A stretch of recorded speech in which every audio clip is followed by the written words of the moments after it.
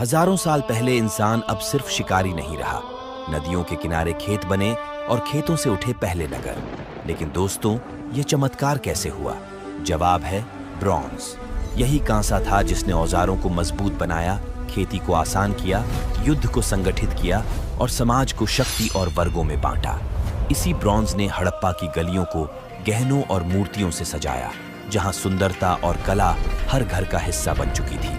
यही धातु मिस्र के फराओं की कब्रों में गई और चीन के मंदिरों में देवताओं के नाम पर चढ़ाई गई। यह डॉक्यूमेंट्री आपको ले जाएगी 5000 साल पीछे, जहां ब्रॉन्ज सिर्फ धातु नहीं बल्कि सभ्यता का असली निर्माण था। 1920 इराक की तपती रेत पर मजदूरों की टोलियां कुदाल और फावड़े चला रही थीं। उनकी देखरेख कर रहे थे British archaeologist sir Leonard woolly. धीरे धीरे मिट्टी की परतें हटती गईं और सबकी आंखें चौंधिया गईं। सोने चांदी के गहनों से सजी कब्रें, लकड़ी के नहीं बल्कि धातु से बने रथ और सैनिकों के साथ दफनाए गए चमकते हथियार। वूली ने जब इन्हें उठाकर देखा तो समझ गए कि यह साधारण तांबा नहीं था, यह था तांबा और टिन का मिश्रण, ब्रॉन्ज। वही धातु जिसने इंसान के हाथ में पहली बार ऐसी ताकत थमा दी कि वह जंगल का शिकारी नहीं बल्कि साम्राज्य बनाने वाला शासक बन गया। लेकिन यह कहानी यहीं से शुरू नहीं होती। इसका बीज बोया गया था हजारों साल पहले। अनातोलिया की धरती पर सातालहोयुक नाम की बस्ती में आर्कियोलॉजिस्ट ने खोजे छोटे छोटे तांबे के मोती, करीब 7500 साल पुराने। ये सिर्फ गहने नहीं थे बल्कि वह पल थे जब इंसान ने पहली बार पत्थर और हड्डी से आगे बढ़कर धातु की चमक को छुआ। और फिर करीब 3300 ईसा पूर्व मेसोपोटामिया की किसी भट्टी में एक कारीगर ने तांबे को गलाया और गलती से उसमें टिन मिला दिया। भट्टी से जो निकला वह तांबे से कहीं ज्यादा मजबूत और धारदार था। यही था पहला ब्रॉन्ज, एक ऐसा एलॉय जिसने मानव इतिहास की दिशा ही बदल दी। लेकिन ब्रॉन्ज की असली ताकत सिर्फ औजारों और हथियारों तक सीमित नहीं रही। इसने इंसान को पहली बार गांव से उठाकर शहर बसाने का सपना दिया। करीब 3000 ईसा पूर्व दुनिया के अलग अलग कोनों में ब्रॉन्ज की चमक से जगमगाते नगर खड़े होने लगे। मेसोपोटामिया में उरुक और उर जैसे नगर पहली बार नक्शे पर आए। ऊंचे ऊंचे जिग्गुराट मंदिर, बाजारों की चहल पहल और मजबूत किलाबंद दीवारें, ये सब ब्रॉन्ज के औजारों और तकनीक की ही देन थे। यहीं से अर्बन सिविलाइजेशन का असली जन्म हुआ, जिसे हमने इस मेसोपोटामिया सभ्यता वाले वीडियो में विस्तार से चर्चा किया था। उधर मिस्र में फराओं ने अपनी शक्ति को अमर करने के लिए पिरामिड खड़े किए। इतने विशाल निर्माण जिन्हें संभव बनाया, और पूर्व की ओर चीन के शांग वंश में ब्रॉन्ज से बने भारी भरकम बर्तन और मूर्तियां राजाओं की ताकत और धर्म का प्रतीक बन गई। इतनी बारीक नक्काशी और इतना बड़ा पैमाना ये सिर्फ ब्रॉन्ज की वजह से मुमकिन था। यानी चाहे पश्चिम एशिया की रेत हो, मिस्र के पिरामिड हो या चीन के राजमहल, हर जगह ब्रॉन्ज ने इंसान को यह सिखाया कि शहर केवल ईंट और मिट्टी से नहीं बल्कि धातु और तकनीक से भी बनते हैं। अब तक हमने देखा कि ब्रॉन्ज ने मेसोपोटामिया के नगरों को जन्म दिया, मिस्र के पिरामिडों को खड़ा किया और चीन के शांग वंश को शक्ति दी। लेकिन सवाल यह है, क्या यह कहानी केवल वहीं तक सीमित थी, या फिर हमारी अपनी धरती भारतीय उपमहाद्वीप की मिट्टी में भी 1921 पंजाब, जो अब पाकिस्तान के मोंटगोमरी जिले में भारतीय आर्कियोलॉजिस्ट दयाराम साहनी खुदाई कर रहे थे, धीरे धीरे जमीन से ईंटों की बनी पुरानी बस्तियां सामने आने लगी। यही थी हड़प्पा की खोज। एक साल बाद 1922 में सिंध, आज के पाकिस्तान के लरकाना जिले में रखलदास बनर्जी ने खुदाई की और पाया मिट्टी के नीचे छुपा एक विशाल प्राचीन नगर। यह था मोहेंजोदड़ो। इन दोनों खोजों को आगे बढ़ाया ब्रिटिश आर्कियोलॉजिकल सर्वे के महानिदेशक जॉन मार्शल ने। मार्शल ने ही पहली बार दुनिया के सामने घोषणा की कि भारत की धरती पर भी एक प्राचीन अर्बन सिविलाइजेशन मौजूद थी, जो मेसोपोटामिया और इजिप्ट की बराबरी करती है, जिसे हमने इस सिविलाइजेशन के रहस्यों के पर्दाफाश करने के लिए ऑलरेडी वीडियो बना चुके हैं। मोहेंजोदड़ो से मिली मशहूर डांसिंग गर्ल मूर्ति आज भी ब्रॉन्ज एज इंडिया की पहचान मानी जाती है। सिर्फ 10 सेंटीमीटर की यह मूर्ति लॉस्ट वैक्स मेथड से बनी थी। इतनी बारीकी से घड़ी गई कि उसके हाथों के कड़े और शरीर की लचक तक साफ दिखते हैं। ये ब्रॉन्ज एज के उन कारीगरों की गवाही है जो तकनीक और कला में किसी से पीछे नहीं थे। जिसे हम इस कला को वीडियो के आगे चर्चा करेंगे, लेकिन यहाँ केवल मूर्तियां ही नहीं मिली। ब्रॉन्ज के औजार, आईने, गहने और खिलौने बताते हैं कि यह धातु रोजमर्रा के जीवन में गहराई तक शामिल थी और इसका असर केवल शहरों तक सीमित नहीं रहा। उत्तर प्रदेश और राजस्थान से मिले हजारों ब्रॉन्ज और कॉपर के औजार, जिन्हें इतिहासकार कहते हैं कॉपर होर्ड कल्चर, यह दिखाते हैं कि ब्रॉन्ज गांवों और कस्बों तक पहुंच चुका था। इतिहासकार स्टुअर्ट पिगट ने कहते हैं कि इंडस वैली की नगरीय संस्कृति ब्रॉन्ज के बिना संभव ही नहीं थी। यह धातु उस समाज की रीढ़ थी। और सबसे अहम बात, सिंधु घाटी की बीड्स और सील्स मेसोपोटामिया की खुदाइयों में भी मिली हैं, जिससे साफ प्रतीत होता है कि दोनों सिविलाइजेशन एक समय में थे और ग्लोबल ट्रेड नेटवर्क से जुड़े हुए थे। लेकिन सवाल यह है, इन नगरों में रहने वाले लोग कौन थे? उनका परिवार कैसा था? उनका रोजमर्रा का जीवन किस रूप में गुजरता था? और सबसे अहम, ब्रॉन्ज की इस नई धातु ने उनके समाज को कैसे बदल दिया? सिंधु घाटी की खुदाई से मिले मल्टी रूम मकान बताते हैं कि लोग छोटे छोटे झोपड़ों में नहीं, बल्कि साझा बड़े घरों में रहते थे। कभी कभी एक ही मकान में पूरा संयुक्त परिवार बसता था। यानी समाज की नींव केवल खून के रिश्तों पर नहीं, बल्कि साथ मिलकर जीने की परंपरा पर थी। इन घरों से मिले आभूषण और मिट्टी की मूर्तियां समाज में महिलाओं की भूमिका की गवाही देती हैं। हड़प्पा की फर्टिलिटी फिगरिन्स जैसे कहती हैं कि स्त्री केवल जीवन देने वाली नहीं, बल्कि समृद्धि और शक्ति का प्रतीक भी थी। और अगर हम बच्चों की दुनिया में झांकें, तो हाथों में खेलने वाले मिट्टी के खिलौने दिखाई देते हैं। छोटी बैलगाड़ियां, जानवर, गुड़िया और यहाँ तक कि घुंघरू लगे पहिए। ये सब हमें बताता है कि ब्रॉन्ज एज की भाग दौड़ और कॉन्फ्लिक्ट के बीच भी बचपन की मासूमियत जिंदा थी। लेकिन यह तस्वीर पूरी तरह सुखद नहीं थी। ब्रॉन्ज एज ने पहली बार समाज में इनइक्वालिटी की गहरी खाई भी पैदा कर दी। रॉयल टूम्स ऑफ ईयर, जो अब इराक में है, जहां की खुदाई में राजा और रानियों की कब्रें मिली, सोने, चांदी और कांसे के गहनों से लदी हुई। इतना ही नहीं, उनके साथ दर्जनों नौकर और सैनिक भी जिंदा दफनाए गए, मानो मृत्यु के बाद भी सेवा करते रहे। लेकिन इन्हीं कब्रिस्तानों के पास आम लोगों की साधारण कब्रें मिली, जहां न गहने थे, न धातु, सिर्फ मिट्टी और हड्डियां। ये स्पष्ट करता है कि ब्रॉन्ज ने इंसान को ताकत दी, पर उसी के साथ अमीर और गरीब की दूरी और गहरी हो गई। किसान खेत में हल चलाता था, कारीगर कांसा ढालता था, लेकिन सत्ता और वैभव का लाभ केवल राजा और कुलीन वर्ग को मिलता था।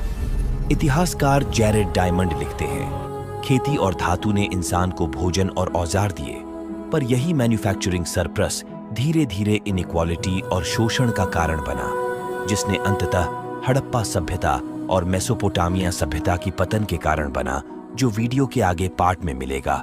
और यही हमें ले जाता है अगले सवाल की ओर, क्या ब्रॉन्ज एज के लोग केवल जीने और कमाने तक सीमित थे, या उन्होंने अपने देवताओं और आस्था की भी एक नई दुनिया बनाई? लेकिन सवाल ये है, इस समाज का पेट कैसे भरता था? लोग रोज क्या करते थे? ब्रॉन्ज की ताकत ने उनकी इकोनॉमी को कैसे बदल दिया? ब्रॉन्ज एज का सबसे बड़ा वरदान था कांस्य से बने हल, हंसिया और कुल्हाड़ियां। इन औजारों ने खेतों से अधिक अनाज निकाला। अब इंसान सिर्फ जीने के लिए नहीं, बल्कि भविष्य के लिए सरप्लस बनाने लगा। हड़प्पा और मोहेंजोदड़ो की खुदाई में मिले विशाल अनाज भंडार और मेसोपोटामिया की गोदाम जैसी स्ट्रक्चर्स यही साबित करती हैं कि पहली बार इंसान ने भोजन को स्टोर करने और भविष्य की योजना बनाने की सोची। जब खेतों से सरप्लस निकला, तो हर इंसान को किसान बने रहने की जरूरत नहीं रही। कोई कारीगर बना, कोई व्यापारी, कोई धातुगर। मोहेंजोदड़ो की गलियों से मिले कांसे के आईने, आभूषण और औजार बताते हैं कि स्पेशलाइजेशन समाज का हिस्सा बन चुका था। उसी तरह मेसोपोटामिया की कुम्हारगिरी और धातु शिल्पकला ब्रॉन्ज एज के पेशों की विविधता दिखाती है।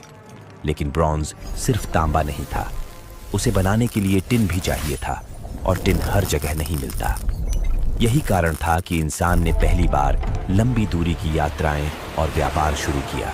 यह था मानव इतिहास का पहला ग्लोबल ट्रेडिंग नेटवर्क, और यही हमें ले जाता है अगले सवाल की ओर, क्या ब्रॉन्ज एज के लोग केवल जीने और कमाने तक सीमित थे, या उन्होंने अपने देवताओं और आस्था की भी एक नई दुनिया गढ़ी? जैसे आज हम मंदिरों में जाकर पूजा करते हैं, त्योहार मनाते हैं और अपने घरों में दीपक जलाते हैं, वैसे ही उस समय भी लोग ब्रॉन्ज को देवताओं तक पहुंचने का जरिया मानते थे।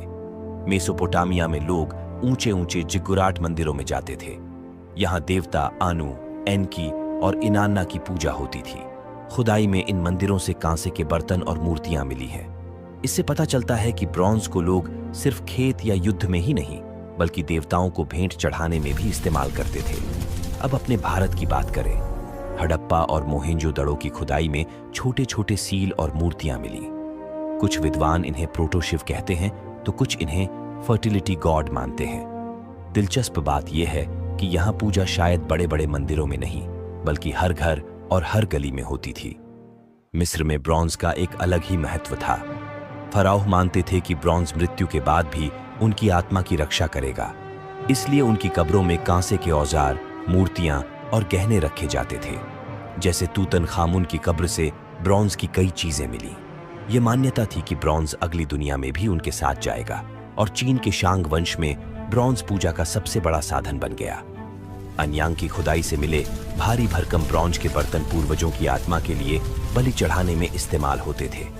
लेकिन सवाल ये है, क्या यह धातु केवल पूजा तक सीमित रही, या इंसान ने इसे अपनी कला और सुंदरता में भी ढाल दिया? आइए अब देखते हैं ब्रॉन्ज एज की कला और संस्कृति। मोहेंजोदड़ो की खुदाई से मिली मशहूर डांसिंग गर्ल मूर्ति आज भी सबको हैरान कर देती है। सिर्फ 10 सेंटीमीटर की यह मूर्ति, लेकिन उसकी कमर की लचक और हाथों में कांसे के कड़े देखकर लगता है जैसे वह अभी आपके सामने नाच उठेगी। और सोचिए, आज से हजारों साल पहले लोग अपने बाल संवारने के लिए कांसे की कंघी और आईना इस्तेमाल करते थे। अब नजर डालिए मेसोपोटामिया पर। यहाँ कलाकारों ने कांसे की मूर्तियां और छोटी छोटी सील्स बनाई। इन सील्स पर देवताओं और राजाओं की तस्वीरें बनी होती थीं। ये सिर्फ बिजनेस का साधन नहीं थी, बल्कि यह थी आइडेंटिटी और पावर का प्रतीक। दोस्तों, आज हम मोबाइल, कंप्यूटर और रॉकेट पर गर्व करते हैं, लेकिन क्या आपने कभी सोचा है 5000 साल पहले ब्रॉन्ज एज के लोग किस तरह की तकनीक और विज्ञान का इस्तेमाल करते थे? क्या उनकी दुनिया वाकई उतनी साधारण थी जितनी हम सोचते हैं? सबसे पहले बात करते हैं उस कला की जिसने इंसान को नेचर से आगे बढ़ा दिया, धातु गलाने और ढालने की कला। आर्कियोलॉजिस्ट बताते हैं कि लगभग 3300 ईसा पूर्व मेसोपोटामिया और अनातोलिया की भट्टियों में लोगों ने सीखा कि आग का तापमान कैसे बढ़ाया जाए। तांबे और टिन को पिघलाकर उन्होंने बनाया ब्रॉन्ज। यह न तांबे जितना मुलायम था, न पत्थर जितना भारी, बल्कि दोनों से कहीं ज्यादा मजबूत और काम का। यानी यह था इंसान के हाथ में पहला सुपर मटेरियल। और सबसे बाद ढलाई की कमाल तकनीक, लॉस्ट वैक्स कास्टिंग टेक्नोलॉजी। पहले मोम से आकृति बनाई जाती, फिर उसे मिट्टी से ढककर भट्टी में गर्म किया जाता। मोम पिघलकर बाहर निकल जाता और उसकी जगह पिघला हुआ कांसा भर दिया जाता। इतनी बारीक और सुंदर आकृतियां कि देखकर आज भी आर्कियोलॉजिस्ट दंग रह जाते हैं। और इसी तकनीक से लोग बनाते थे कुल्हाड़ियां, हंसिया, तलवारें और तीरों की नोक। यानी ब्रॉन्ज ने खेत से लेकर युद्ध भूमि तक हर जगह इंसान की ताकत को कई गुना बढ़ा दिया। ब्रॉन्ज के हल और हंसियों ने खेती की तस्वीर ही बदल दी। अब खेतों से ज्यादा अन्न निकलने लगा। सिंधु घाटी की अनाज भंडार और मिस्र के विशाल अनाज घर इस सरप्लस की गवाही देते हैं। दोस्तों, जैसे ही इंसान ने ब्रॉन्ज को हथियार में ढाला, दुनिया ने पहली बार संगठित युद्ध का चेहरा देखा। अब लड़ाई सिर्फ शिकारी झुंडों की नहीं रही, बल्कि राजा और साम्राज्य की सेनाओं का खेल बन गई। मेसोपोटामिया की खुदाइयों में मिली ब्रॉन्ज की तलवारें, भाले और ढाल बताते हैं कि हर शहर राज्य की सेना इनसे सुसज्जित थी। सबसे बड़ी ताकत थी युद्ध रथ, जिनके पहियों पर कांसे की परत चढ़ी होती थी। ये रथ दुश्मनों को डराने और मैदान में तेजी से वार करने का जरिया थे। मिस्र में फराओ की सेनाएं भी कांसे से लैस थीं। सबसे मशहूर उदाहरण है बैटल ऑफ मेगिडो, जो 1457 ईसा पूर्व लड़ा गया था। यह इतिहास की पहली रिकॉर्डेड लड़ाई मानी जाती है। यहाँ फराओ तुतमोसिस तृतीय ने कांस्य के हथियारों और रथों की मदद से बड़ी जीत हासिल की। यूरोप में भी इसके सबूत मिले हैं। जर्मनी की टॉलेंस वैली की खुदाई में हजारों कंकाल, ब्रॉन्ज की तलवारें और तीरों की नोक मिली। आर्कियोलॉजिस्ट थॉमस टरबर्गर मानते हैं कि यह ब्रॉन्ज एज का सबसे बड़ा युद्ध क्षेत्र था। भारत की इंडस वैली सिविलाइजेशन में बड़े युद्धों के सीधे सबूत तो नहीं मिले, लेकिन मोहेंजोदड़ो और हरापा से मिले ब्रॉन्ज औजार, डिफेंसिव दीवारें और किलेबंदी यह जरूर दिखाती हैं कि लोग बाहरी खतरों से सावधान थे। लेकिन दोस्तों, कहानी में आया नया ट्विस्ट। जिस धातु ने इंसान को जंगलों से निकालकर गांव, गांव से शहर और शहर से साम्राज्य तक पहुंचाया, उसी ब्रॉन्ज ने एक दिन उसके विनाश के द्वार भी खोल दिए। करीब 1200 ईसा पूर्व दुनिया ने इतिहास का पहला ग्लोबल कोलैप्स देखा। एक एक करके ग्रेट सिविलाइजेशंस ढहने लगी। मेसोपोटामिया के नगर खाली हो गए, हिट्टाइट साम्राज्य राख में बदल गया, ग्रीस की माइसेनियन सभ्यता का अंत हो गया। खुदाइयों में मिली जली हुई इमारतें, गिरी हुई दीवारें और वीरान बस्तियां ये सब बताते हैं कि यह कोई छोटा संकट नहीं था, बल्कि पूरी ब्रॉन्ज एज दुनिया की नींव हिल गई थी। इतिहासकार आज भी बहस करते हैं। कुछ कहते हैं ये सब सी पीपल्स की वजह से हुआ, जो एक रहस्यमयी समुद्री जाति जिन्होंने साम्राज्यों पर हमला किया और उन्हें तहस नहस कर दिया। लेकिन सी पीपल्स कौन थे, कहां से आए थे, यह आज भी एक पहेली है। दूसरे विद्वान कहते हैं इस पतन की जड़ थी सूखा और क्लाइमेट चेंज।